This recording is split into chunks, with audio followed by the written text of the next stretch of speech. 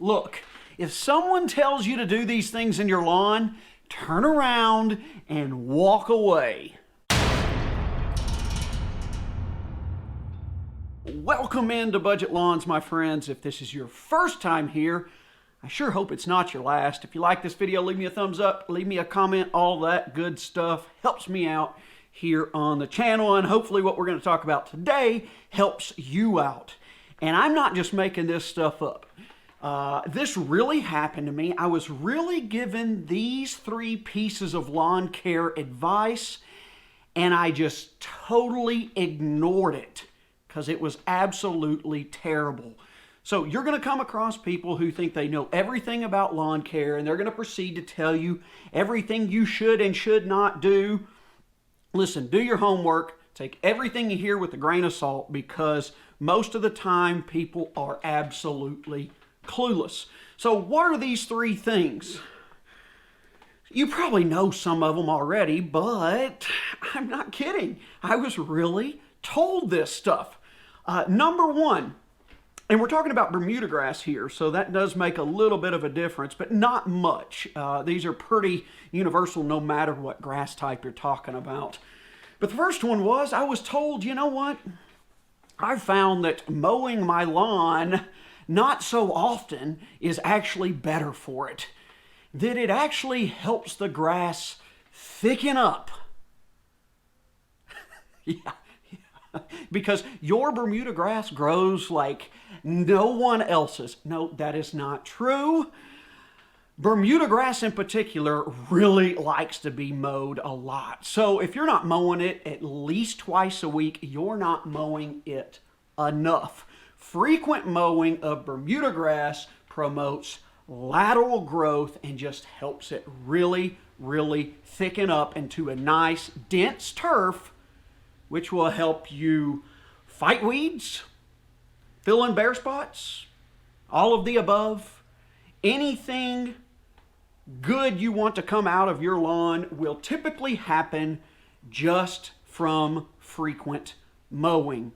So if you're not mowing a lot in your yard, this season is the season to change that. Get to mowing all the time. Now the second one, I was told, you know what? You should really be watering a lot more. You should water a lot. You should water a lot is what I was told. And I said, okay, thanks. Because I know that I'm watering enough. Bermuda grass only needs 1 inch of water a week. And you should be giving it that 1 inch of water a week in 1 heavy dose. Or maybe 2 doses of 1/2 inch.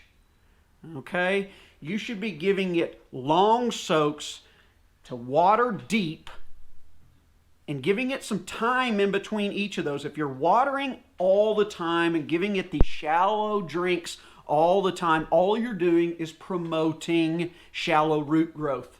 By watering deep, letting things dry out a bit, you're forcing those roots to dig down deep for water, and that will create a healthier lawn and a stronger lawn over time. Not to mention, it will help you fight off any fungus, disease, or any other problems that may come along from watering too much. And ironically enough, the person I heard that fabulous piece of advice from dealt with fungus issues all the time, and that is why. Way too much watering. I mean, watering so much to the point that if there was a 100% chance of rain and it was already raining, the sprinklers were going. Crazy. Save your time, save your water, save money, and only water when you need to. Get that 1 inch a week, watering deep and infrequently. All right, number 3. Oh man, you really need to be building the mulch up around your trees, around the base of your trees. That helps hold moisture in and will give you better, stronger, healthier trees in the long run. No.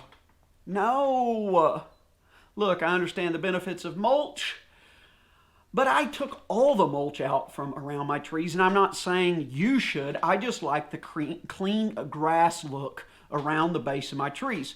If you are going to mulch, you do not need to build it up high, and if you do, make sure you're giving it that little volcano dip around the base and trunk of the tree, because if you're piling that mulch up around the tree trunk, around the base, you're promoting all sorts of issues to arise.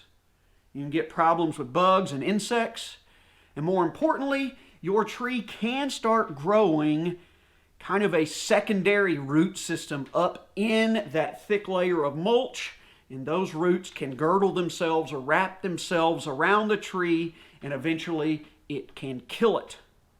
So if you're going to put mulch around the base to retain moisture, it doesn't have to be that deep, and just leave it off the trunk of the tree, and you're not going to have problems if you just go grass and no mulch at all. At least I don't. One of my trees is really good. One kind of looks funny, and I think it's just in a bad spot from when the house was built and it was put in. I know they weren't put in very well. They weren't planted properly.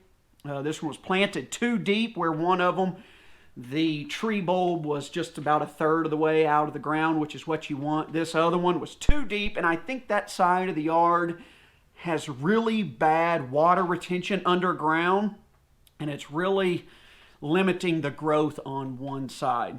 There's really nothing I can do about it. We'll see how long the tree survives. All right, folks. Those are the worst tips I've ever gotten, but I told you how to make them right.